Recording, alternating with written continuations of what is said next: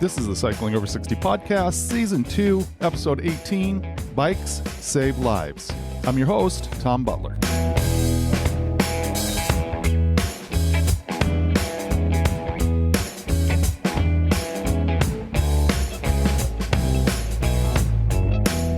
I'm continuing my focus on biking as a way of getting healthy and taking on another challenge this season to keep myself motivated. I wanted to recap my journey here a bit. I got back on the bike a little over a year ago because I wanted to do something about my high blood pressure and my weight. My blood glucose level wasn't great, but at the time I didn't see it as my biggest issue. I trained to ride Cascade Bicycle Club's Seattle to Portland event. Even with months of training for that ride, I didn't see much change in my weight. I was surprised by that, and I decided in October to start wearing a continuous glucose monitor to see what I could learn from that data. Wearing the CGM has become a real pivot point in my journey. I have been studying lots of information to help me understand my high glucose readings. That first led me to switching my focus from blood glucose to insulin resistance. But pretty quickly, I became to believe that insulin resistance is actually downstream from where my real health challenges lie. So I've now shifted my focus again to finding strategies to reduce fat in my liver.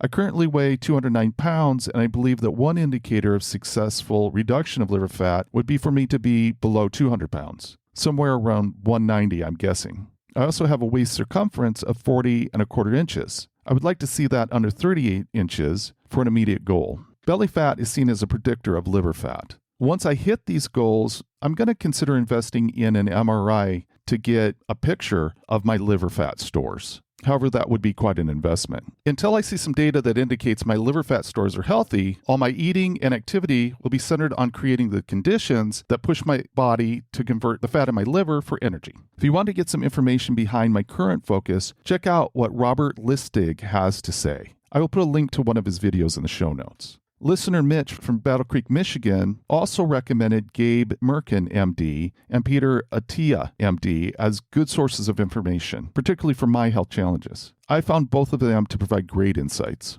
I feel like I have learned enough about my eating from the CGM, and my last 2 weeks of wearing it will be spent trying to get a complete picture of my blood glucose response to cycling. I expect to see some really interesting data as I modify intensity and distance on rides. I'm more convinced than ever that the bike offers such a valuable tool for getting fit, and in my case, I see it as a perfect liver fat burning machine. As always, I will keep you updated on what I learn.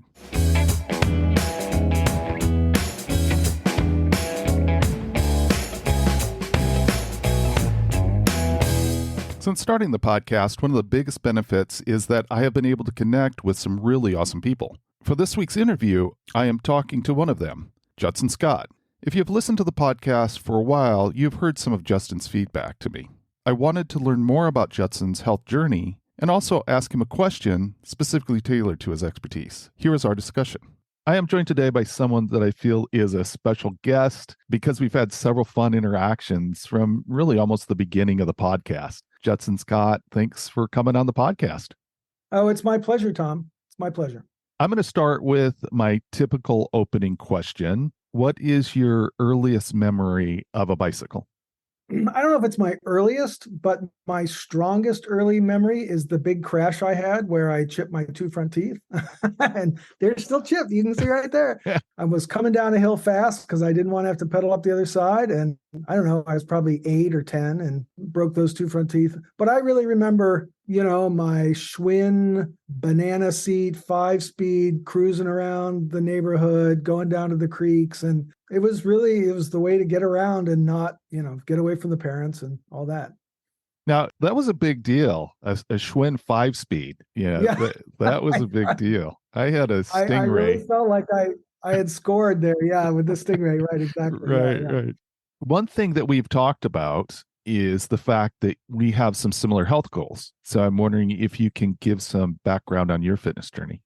Sure. So when you started the podcast, you didn't mention diabetes in the beginning, but I was like, I bet you he and I are fighting the same demons because it's just, you kind of talked around it enough that it was like, okay. Yep. I was diagnosed with arthritis when I was 30. At that point, the doctor just said, "Oh, yeah, just take more ibuprofen." And I said, "Well, really?" And he said, "Yeah." "Oh, no, you can take more." And he had me up to like 3,600 milligrams a day, which I'm sure did nasty stuff to some of my internal organs. But that's what they had. And it really got to the point where I was just sitting in a chair and then using alcohol to pick up where the ibuprofen left off, right? Wow. And then my GP introduced me to a rheumatologist, and she was like, "Oh, well, here, try this." It totally changed my life. So I had been very sedentary, got up to around 240 pounds. And so that really brought my life back to me. The arthritis decline was long and slow. So it's not like I spent 30 years that way, but that's kind of where it had gotten to. And so I was quite out of shape. So I went back to swimming, which is what I had done through a lot of my adult life. Still pretty out of shape, but I think it was probably the summer of 2018, somewhere around there. I just started losing weight, and I should not have been.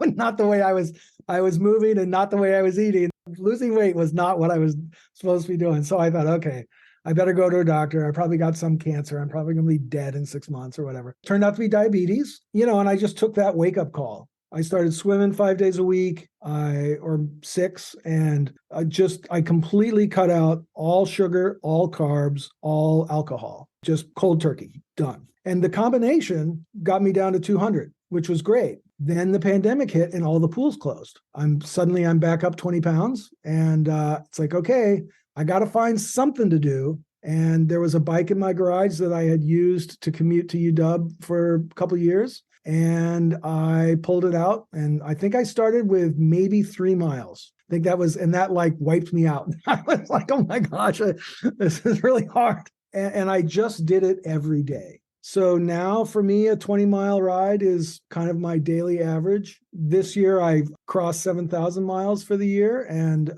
it'll be a push to get it up to 8 by the end of December. But that's in the back of my head, that's a new goal. But I had set 7 as the goal for the year. So anyway, so the bike really kind of saved my life, actually. That's fantastic. Your diabetes was at the place where you're losing weight. That's a pretty serious condition. Yeah, yeah, no, it was okay. A1C is supposed to be like what, 5.6 or something? Yeah. 6, something there. My A1C had gotten up to 10. And my body was doing anything it could to like get rid of sugar out of my body because it couldn't handle it, right? So I was constantly having to go urinate because it was just like purging.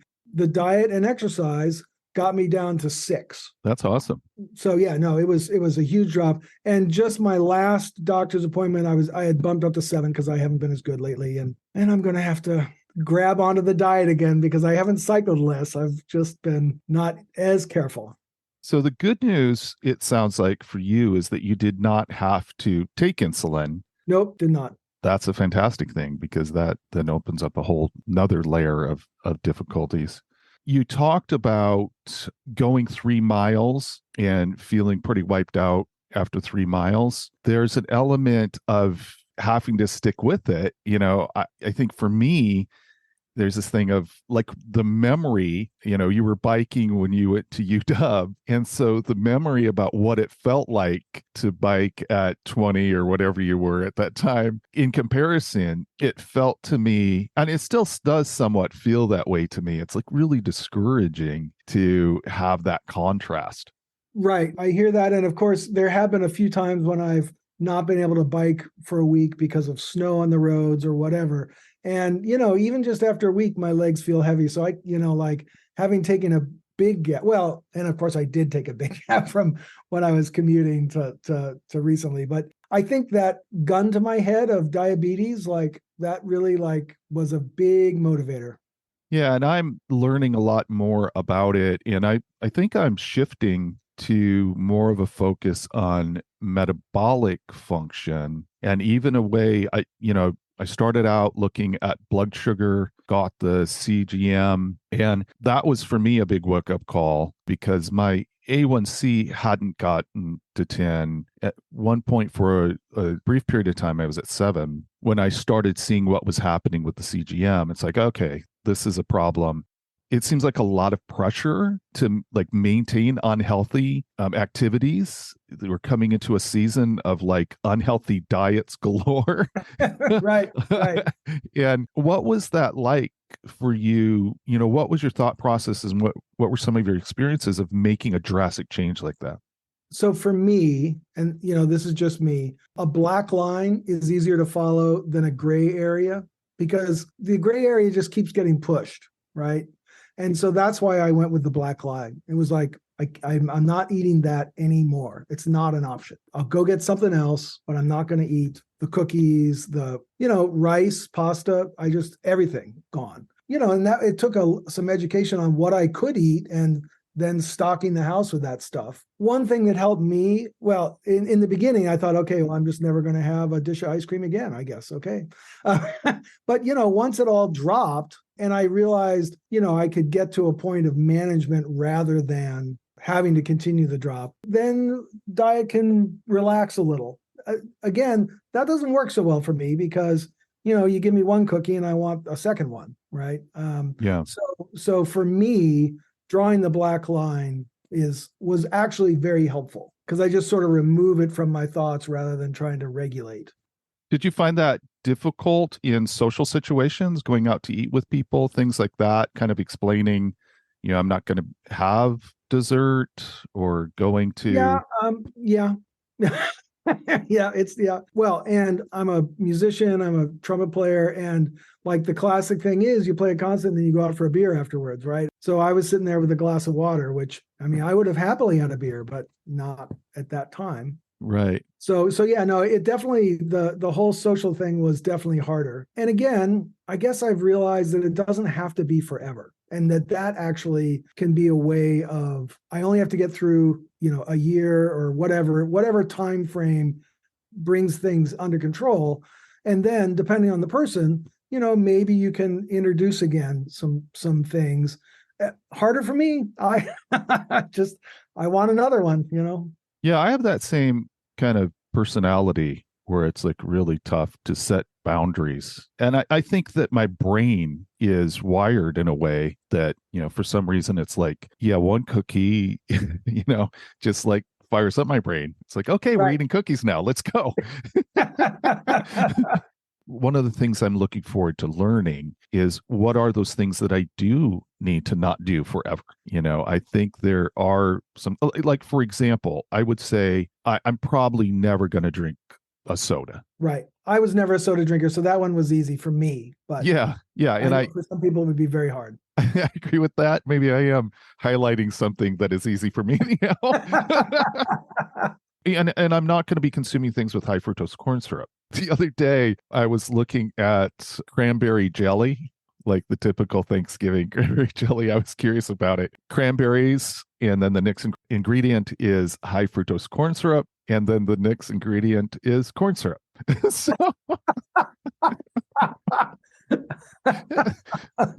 Wow. I'm probably not consuming any Right. cranberry jelly moving forward.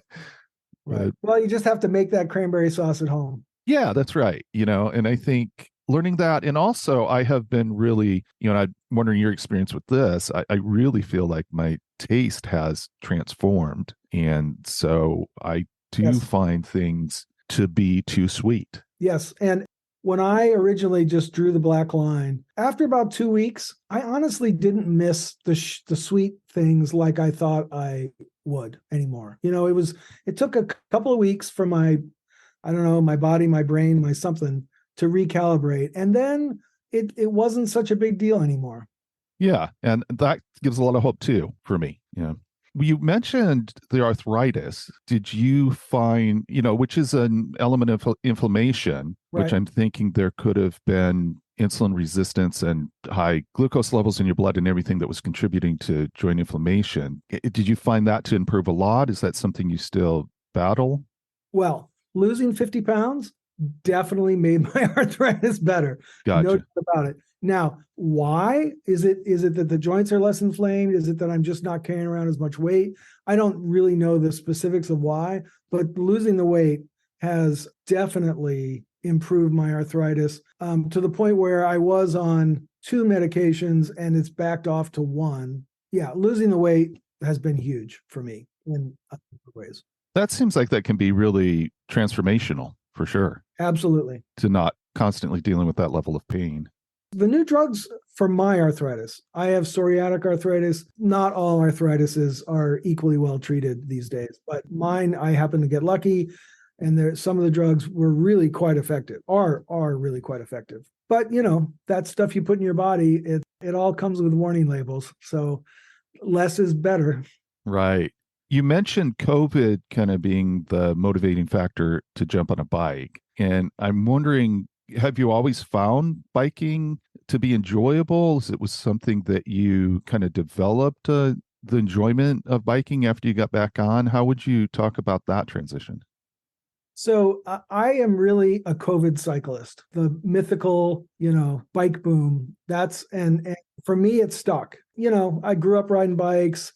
A bike was stolen from my Boston apartment. I commuted to UW on a bike. Didn't really enjoy it because I was already pretty overweight. But parking at UW is tough. So that was the lesser of two evils. So I really hadn't biked for probably 15 years. And then when COVID struck and all the pools closed and I started putting weight back on, I had to do something. And I will say that just being able to walk out to the garage and now I'm on my bike and I'm doing the activity, that's part of why I've stuck with it and not gone back to swimming, is that, in the winter, you got to get dressed, drive to the pool, take a shower, be cold, jump in the water, be cold, warm up, get out, take a shower, drive home. It's just a big process as opposed to walk out to my garage and now I'm doing it. Right. Yeah, I get that. And it's been a great way to get to know Seattle. It's a great pace. You cover more ground than walking, but you can actually see stuff instead of driving by in a car. And it's been a great way to get to know Seattle. You talked about having a bike in your garage at that time. Right. And is that the same bike that you're riding now? Oh, no. No, I mean, it was the bike in the garage was a Kokomo something or other, one of the upright hybrid bikes, heavy, very heavy. And whatever, it worked. It was fine for commuting. But so after that, let's see, the next bike, I rode that for a while. And early on, there was a bike shop I used to go to all the time. Unfortunately, they just closed, Counterbalance Cycles. So Chris was the guy I would talk to there. And I said, so what do you think? Could I ride STP on this bike? And he kind of looked at it and said, well, and you've ridden STP, people ride anything. I mean, That's you true. could, but it would have been a lot of work. So I bought my first carbon bike used, realized I had looked at the wrong number and it was too big for me. So then I bought a used cyclocross bike from a friend of mine, Blake. I mean, he wasn't a friend until I bought the bike from him, but it was aluminum, but it's a very light aluminum bike. And that was great. And then the next summer I sold the first carbon bike and picked up a real nice used S-Works. I mean, it's the bike Tom Boonen was riding in 2008. So it's old, but it's really light and it's got great components. He wasn't riding this specific one. I wouldn't want that one because it would have been abused to create all creation, right? To have a professional rider ride. Anyway, I just bought this last summer a titanium bike to ride in the winter because I was riding enough miles that I was burning through wheel rims about every year because the rim breaking in the winter with the stuff on the ground would just like sandpaper on my rims. That's interesting. What do you think's the biggest factor that has driven the bikes that you've chosen? Until the Linsky, it was all I was buying on the used market. And so, whatever popped up that looked like it would fit in, and coming from the hybrid bike, I wanted like the lightest bike I could possibly find. Okay. After schlepping that thing around, I was really wanting light. And so that's why I went the carbon road bike. And it's definitely a harsher ride. That's what I've ridden on the STP the last couple of years, but it's a little harsher, but you can really move on those things. So then the cyclocross bike was intended to be my winter bike. And then I realized that the rim brakes I was just going to be going through rims every year. and that's expensive. So my next bike, I didn't want to reproduce either of the bikes I already had. So it's more of a touring bike. and it's got disc brakes. Have you ever done a bike fitting? Yes. Best $300 I've ever spent on bikes. I was having some hand pain and some shoulder pain and some knee pain. And I thought I had set the bike up pretty well. And Peter at Counterbalance, he got me in there, asked me some questions about my history and started watching me pedal. And I mean, the big thing that he realized was that one of my legs is shorter than the other. And so there was not going to be a proper seat height until that was taken into account. Right. And so some shims on one of my legs, and that problem was completely solved like the next day. It was a very noticeable difference. By getting the seat the right distance from the handlebars, all my hand pain disappeared because I wasn't leaning so much weight on my hands. So it was, the bike fit was huge. Can you talk about your favorite rides? Do you have some specific rides that you really like to do? You talked about, being at a pace that you get to see Seattle a different way. Are there some types of rides that you like to do more than others? How would you talk about that? In Strava, sometimes I'll label a ride RTLBW, meaning ride time limited by work. And so I've got some rides that it's like, okay, I've got an hour. I know I can do this in an hour, and that's what I'm going to do today. And so I've got a few of those that I pull out of my pocket way too often. There's a Magnolia loop that I do once a week so I can maintain my local legend status on Strava. A favorite ride actually is to ride out to West Seattle, and there's a nice breakfast place there. They have a really good breakfast burrito. So that's going to be kind of low carb, and so that's about a 35-ish mile trip for me, depending on quite how I do it. So a lot of my rides are based on either where can I stop and get breakfast, or, is it the right mileage for today? One of the things I really love is in the spring, Cascade has the winter training series. It starts in January and it ramps up. I think it starts with 35 miles and then works up to a century. And every Saturday, it's, they go a little further, a little more elevation. And that's just a great series. I'm a musician, so I don't always have Saturdays available. So I usually only can get in maybe half of those rides. But that's a great series for, preparing for summer riding, big STP length trips. And because somebody else is making the choice, I get to see areas I wouldn't have chosen, and mostly I've been pretty happy with the routes. Every once in a while, it's a 2-lane highway with not quite as much shoulders I think it should have. And I'm not quite as happy then, but usually those are more rare that's part of the ride. Do you have something that you're looking at that's kind of a goal that you would like to do, or have you accomplished all the things you set out to do? From that perspective, what are you looking at? So STP has a wall of fame. If you do it 5 times, you can put your name up there. So I've got 2 down, so I'm definitely planning on doing 5. And that's just such a fun ride. I would love to ride the Palouse Trail across Washington. Currently, some of it is, I've been told, I've never been on it. Some of it I've been told is the gravel is so big, you really can't ride it. And so it's not functional yet as a bike route unless you've got really specific equipment. So I would love to do that. Not quite there yet. Well, I'm kind of waiting for the trail to catch up, or I suppose you can map some ways around. So that's a ride I'd love to do. My STP buddy who lives in Boise, he used to come and he'd spend the night before STP here because I live very close to the start line, and I just thought he was nuts. Like, you got to be kidding me! You're going to go ride 200 miles? Are you crazy? It just seemed, he'd come back and he'd just be completely spent, right? I mean, are you crazy? But, it turns out it is actually a lot of fun. One of the things I'd love to do is go to Boise and ride through the Sawtooth Mountains. I hear it's supposed to be spectacularly beautiful, and that would be a fun trip. I really would love to have a recording of when you called your Boise friend and said, "Hey, I'm thinking about doing the STP." Yeah. That must have been quite the conversation. Well, yes. Although he knew I had been riding, I probably started riding in June or July when COVID started. And then I rode STP did it in 22, 23. So I had a year or so of riding that he'd heard about. So it wasn't quite the surprise it would have seemed, but Was he putting it in your mind? Hey, you're spending more time on the bike. Maybe you should consider this, or had you been thinking about it? his example certainly put it in my mind. Not that he was supposed to ride it with me this last summer, and we were going to try to do it in one day, which he has done. But instead, he walked the Camino with his wife. I can't believe he wanted to spend time with his wife instead of with me on a bike. But there you go. Yeah, the choices some people make. Yeah.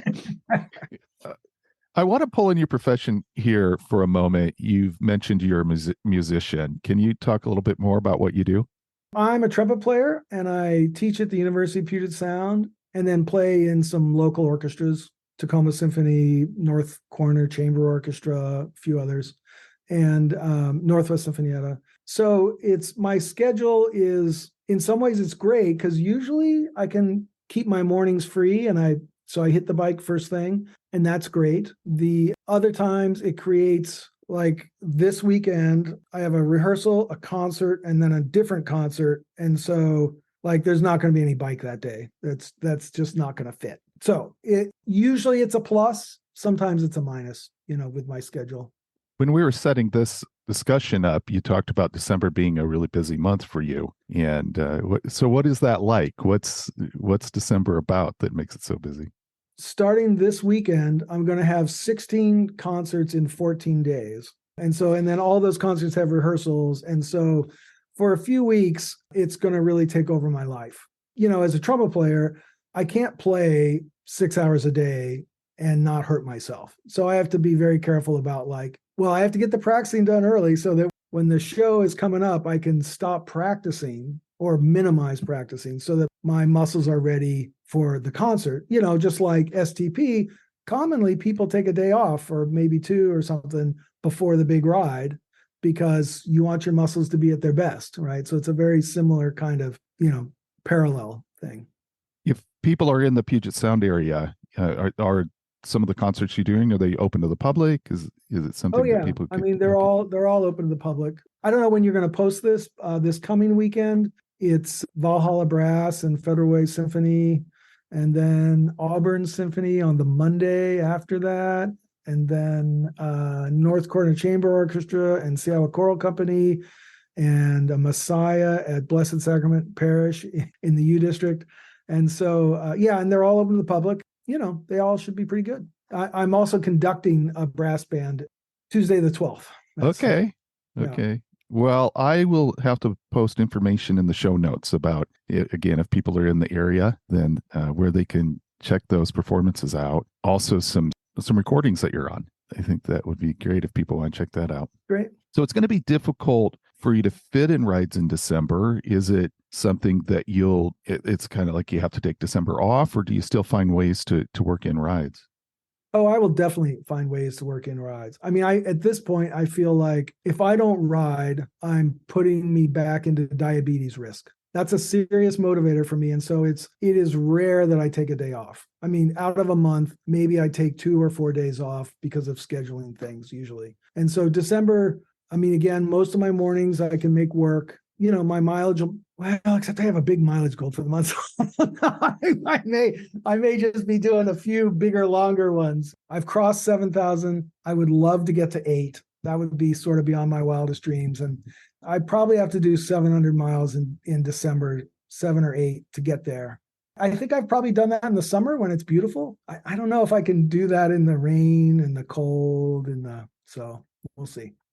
I kind of see exercise as like I'm making a choice to not do dialysis. Exactly. Yep. I've not been on the bike as much lately. I feel like I'm really ready to get back on. I got a pretty busy couple of weeks here with some holiday stuff, but I need to get back on and do some longer rides. And it's, to me, the thought of doing like dialysis versus being on a bike, cruising through the countryside. I mean, there's just no comparison, but it's that mindset of something that is that essential for me. Right. No, absolutely. And I used to live in Boston. And one summer I was teaching in music camp, and there were two trumpet teachers, me and Steve Jones. And Steve used to get up every morning at 6 and warm up for an hour before he had to start teaching. And I would like roll out of bed and grab a cup of coffee and go, you're right. After about 2 weeks of that, he still sounded awesome. And I kind of sucked because I was not approaching, it professionally. And so from that experience, I learned that whatever is most important to you, you should do it the very first thing in the day. And so for me at this point, it's riding the bike because that's going to keep me healthy. And actually, something I didn't say was before I knew it was diabetes, my playing started suffering because I didn't quite understand it, but I was dehydrated. And so my embouchure, my lips weren't responding the way they always had because they were dehydrated. And it didn't matter what, chapstick or lip balm or whatever, because it was like that internal dehydration. And I didn't even really know how to talk to doctors about it. Like they would say, yeah, we'll try this, topical, blah, blah, blah. And none of it worked. But it was when my body wasn't trying to purge so completely, I really regained my best playing. Seems like your breathing and everything, as you lost the weight, you would have seen improvement. Is that right? Yeah. I mean, I've been a professional breather my whole life. So maybe not quite so much the breathing, but it definitely, the whole approach to life is so much easier, 50 pounds lighter, that, I'm less grumpy. I show up to rehearsals happy to be there, because it is sort of like I've regained, I have a second shot almost. That's maybe going a little far, but where it's like, okay, got the body thing a little more under control and I can perform the way that I want to. I love the fact that you brought a bugle on the Kitsap Color Classic. I thought that was awesome. And I don't know if I mentioned this to you at all, but I got to hear you do a charge. I don't know what that is actually called, but at one of the stops. And that was fantastic. I'm just wondering what kind of response you got to bringing your bugle on the ride. Well, I think I've taken it on a few rides. I've taken it on STP. That was annoying to carry for 200 miles, I'll tell you. And I've taken it on, the Kitsap Color Classic and Ride the Hurricane. I took it on that. It always gets a good response because it's so unexpected. I try not to be too annoying about it. Usually just as I'm leaving, one of the stops. And, bugles are pretty limited. There's not a whole lot you can do with them. So it's usually just one of the two versions of charge. and that's usually about it. To be honest, I'm considering buying a plastic trumpet that I could sling over my back. It's a little more versatile. Okay. So we'll see. Maybe on STP this summer, if you're riding it, then you'll hear a little more. Well, that was certainly been a motivation to track you down at STP. Did you play it at the beginning of STP when you were leaving at the start? I did. Okay. Yep. So have the organizers kind of recognized you after doing it a few times? Yeah, Lee, director of Cascade, he tracked me down. Lee Lambert, right? So Lee has spotted me with the bugle, and I think he likes the fact that especially on the STP where people are wearing costumes and stuff, it really fits right into that ride. Right. That's excellent. Okay, so here is a question that you are uniquely qualified to answer in my mind, and that is, what are the trumpet pieces that speak to you as a cyclist? What are some of the things that get you amped up to go out for a hard ride or things like that? To be honest, there aren't any.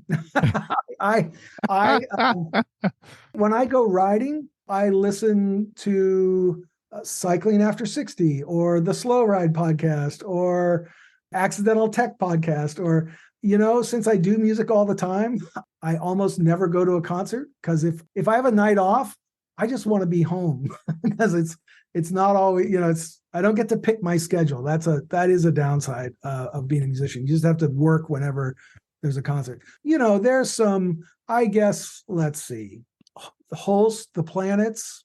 Oh, actually, there is a movement from Schubert's Ninth Symphony. And I use that to pace my cadence. Nice. it's slightly above a great cycle cadence, which just kind of moves me on, you know. So that's actually, which is really not what you were thinking about when you were asking that question. No, but I that's think that's a perfect response. I love that. Now, and how about things that come to mind as far as a peaceful jaunt through the countryside?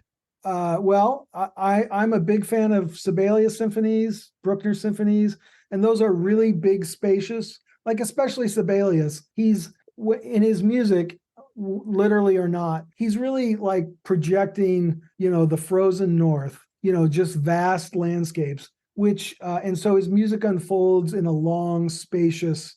And so I will occasionally throw on a Sibelius or Bruckner symphony because they're both so spacious and just, you know, a big long ride out in the country or downhill skiing. That would be another option for them. Okay. Okay. I like that. I'm going to check it out. Returning back to the bike, have you had any injuries or close calls while biking? Well, there was the tooth accident when I was 10. Right. That's the biggest one. Actually, just yesterday, or no, Saturday, I was out on a 60-mile ride and cutting through from one road to another on a dirt path that had a little tiny metal divider from the path to the ground. You know, it was kind of wet, and my wheel got on there and scooted out from under me. So I got a little bruise on my lip, on my side, and a skinned knee, but nothing that's really as serious. I mean, I've gotten a little road rash, but nothing serious. So I've been lucky. Do you feel like the routes that you're riding in Seattle are pretty good for cyclists? Do you think they're doing a good job? I do actually. And so my son is going to school in Portland. And so when we dropped him off, I took my bike down there and rode. I've had a few chances to ride down there. They really have a great combination of dedicated bike lanes, but also greenways where cars are discouraged and bikes are encouraged. And it's awesome. And I feel like Seattle is doing really well with the bike lanes now, the dedicated, you know, like especially with the new Pike Pine corridors that are going to open pretty soon. I think that's going to be great. And I feel like through the pandemic, Seattle's a little bit caught up to Portland in the greenway because there's some routes, you know, if you're going someplace you've not been, when you see that greenway, it's like, okay, I could choose one of these three streets. This is the greenway, and I know I'm not going to be wrestling with cars or as much. So I feel like Seattle has really stepped up. I don't know if you've ever read, if you've seen the new book by Tom, I don't know how to pronounce his name, Fukuloro, Riding Uphill in the Rain. That's a great history of biking in Seattle from the beginning, like the roads. It's about road building. It's not so much about biking. Yeah, I think he's the Seattle bike blog guy. I think Right. Paul Tomain mentioned him. I'm kind of interested because, you know, I see Seattle as doing a lot of things. And I also see them as like there's a culture, there's a kind of a whole vibe of Seattle or a whole ethos of Seattle, whatever you would say, that makes biking like it makes sense for the city of Seattle to be very bike friendly. But I'm also interested that, you know, they're not number one. You know, like if you look at for 2023, the People for Bikes, they have Minneapolis as number one and San Francisco as number two, and then Seattle as number three. So I wonder, what is it that, you know, Seattle could be doing better? I haven't really delved into the numbers very much, but I am curious about what Seattle could be doing more to like get into that number one spot. Well, I do think Seattle has been in the number one spot, but you know, some of the bike infrastructure was clearly designed by somebody who had never been on a bike.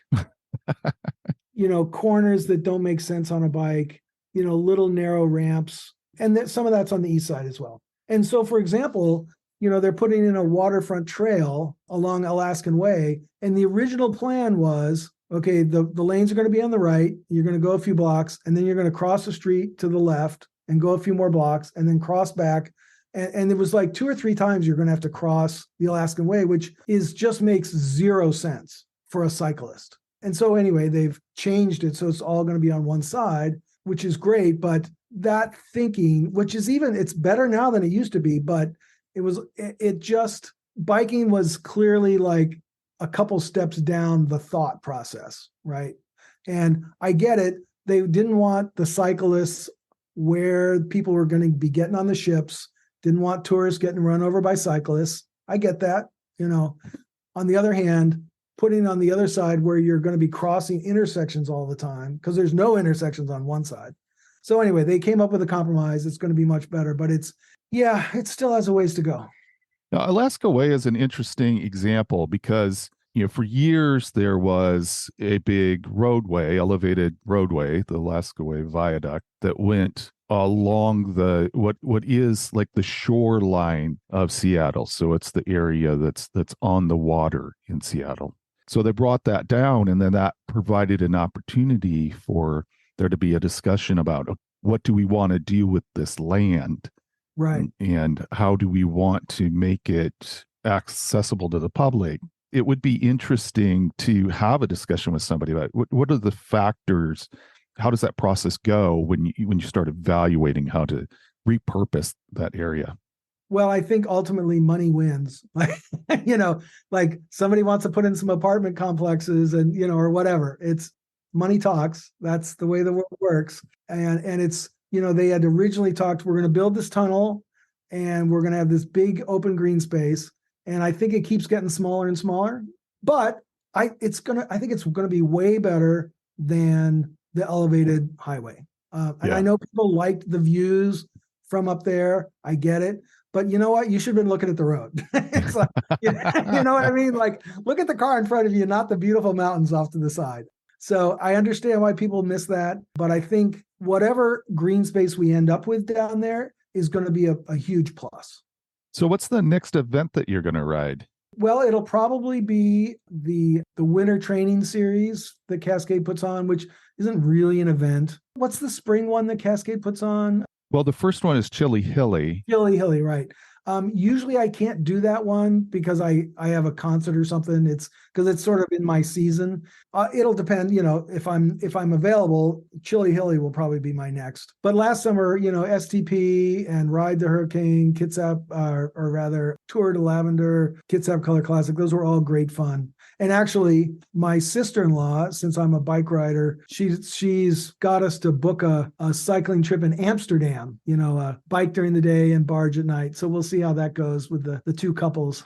That sounds awesome. I've heard people talk about that before, and that sounds really cool. I hope so. So my son-in-law is I think did the STP with me, right? And then he did the RSVP, and those seem like two very different rides. His exhaustion level after the first day of RSVP made me think that was too much of a challenge. Have you ever thought about the RSVP?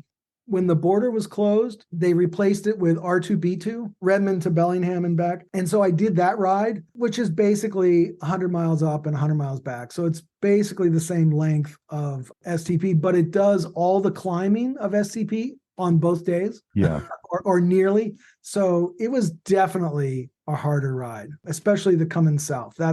That way had like 5,000 feet. And the way up, I think, was 3 or something. I can't remember exactly. That was probably the hardest 100 miles I've done. Still great fun. So yeah, no, I have not done RSVP. To be honest, I like to come back to where I start. I don't like, for me, the fact that we end in Portland is a downside of STP because then you got to get back, So I've been less inclined to pursue RSVP, but I think probably this summer I probably will do it because everybody talks about what a great time it is.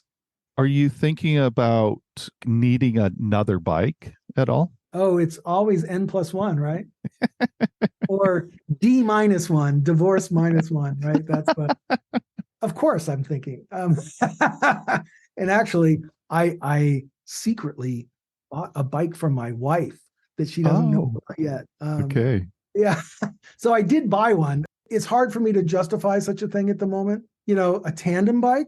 I'd love to get one of those, get my wife out with me. I'm really not a mountain biker. That does not appeal. My road bike is from 2008. So at some point that's going to need to be to be replaced, right? Of course. So, So what do you think as far as, have you felt pretty happy with, at your age, how able you are to do long rides and to keep up with cycling? Is that been a surprise at all? Or? Well, certainly with diabetes and arthritis, especially arthritis, I mean, there was a time when I thought I was just going to be sitting in a chair for the rest of my life. So yes, it's a surprise. And of course, it just kills me that I didn't start all this 20 years ago, right? I mean, that's, all the rides that were missed, but I can be happy for the ones I'm doing now, can only look forward, can't change the past. So Yeah, I look at a lot of 40-year-olds, 35-year-olds, 40-year-olds. I think probably my health started turning for the worse at about 35.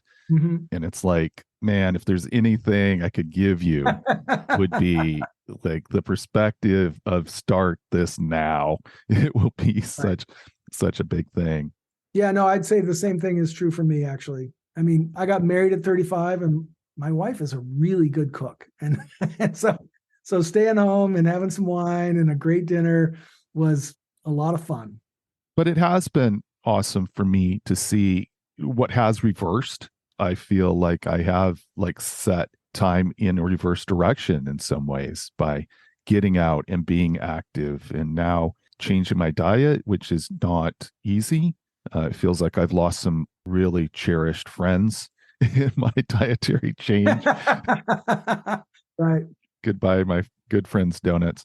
It feels good to be able to see strength improving and cardiovascular potential increasing, and feel like you're stepping back in time a bit. No, that's really true. Really true. I mean, certainly for me anyway. Well, Judson, thanks so much. I've enjoyed this conversation so much, and it had a small time to chat here and there over email, and then on one of the rides, the Kitsap Color Cat Classic, we got to chat a little bit. But it's just been such a pleasure to spend more time just getting to know you more and hearing more about your story. Thanks for taking the time of being on. Oh, my pleasure. And so we have to schedule a ride here one of these days. Yes.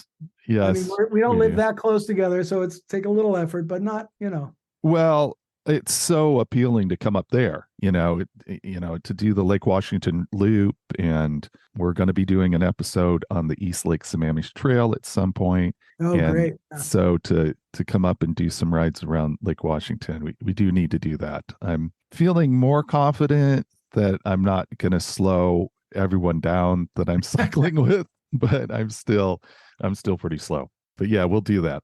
It would be fun. And I'm going to be hopping on my bike in about half an hour. So if you want to drive up, I'll postpone for a little bit and we can go for a ride.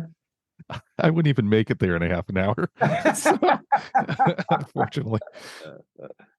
All right. Well, take care. Have good luck with the whole season here and the busyness, and hope that it's a fun holiday season for you and your family.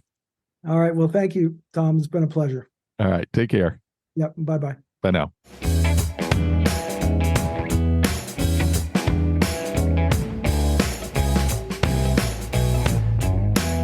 To me, Judson represents the potential of making lifestyle choices that aren't really that easy to keep up. However, his cycling, as he put it, probably saved his life. For sure, it rescued him from living with some really limiting conditions. His focus on getting the important task of biking done first thing in the morning doesn't work for everybody. However, it has made it more likely that he will stay with it. Once again, Judson is an example of just how resilient our bodies are, even later on in life. Please take some time like Mitch and let me know your challenges, and also share what information you have found to be helpful. There is a lot of stuff in the show notes this week. As I mentioned, the links to Judson's performances in the Seattle area are there, and also some of his recordings. I hope you all find time in this busy season to get in the bike miles and even discover some new routes this month for the new year. And remember, age is just a gear change.